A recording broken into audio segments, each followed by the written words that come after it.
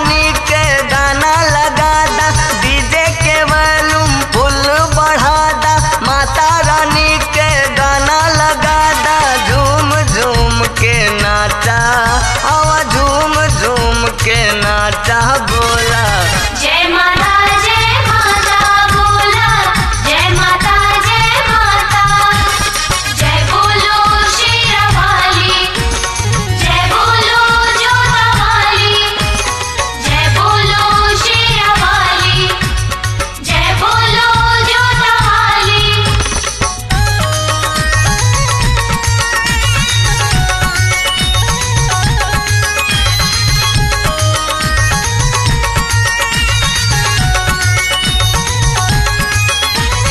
ताल से ताल मिलाला और लय से लय,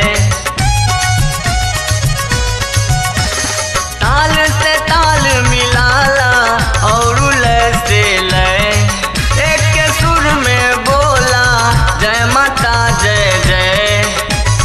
घरे के टेंशन घरे भुला जा, नाच नाच के गर्दा उड़ा दा। मिली ना रोजी मौका, अरे मिली ना रोजी मौका बोला।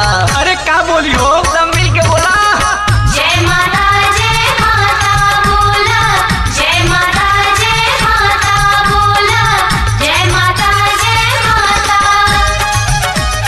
जय बोलो जय हो,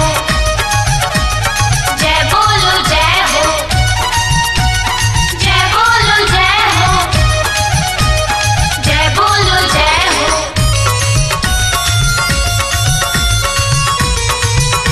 जय हो लाज शरम भुला जा, झूम के नाचा हो।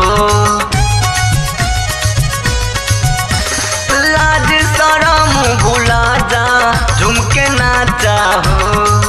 देसी ठुमका लगावा भैया चाचा हो। माई से नैया लगैबाए भैया, दुनिया के सब सुख पैबाए भैया।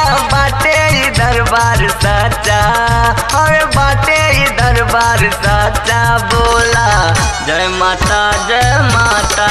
जय माता बोला, जय माता बोला, जय माता जय बोलो शेरावाली, जय बोलो जोधावाली, जय बोलो शेरावाली, जय बोलो जोधावाली।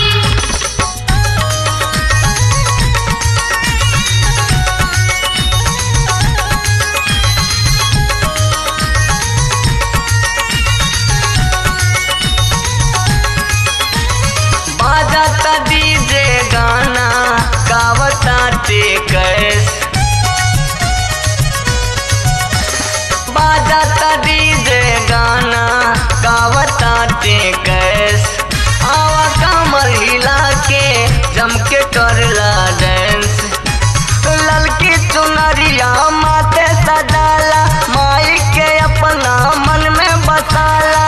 सब काम होई अच्छा, और सब काम होई अच्छा बोला।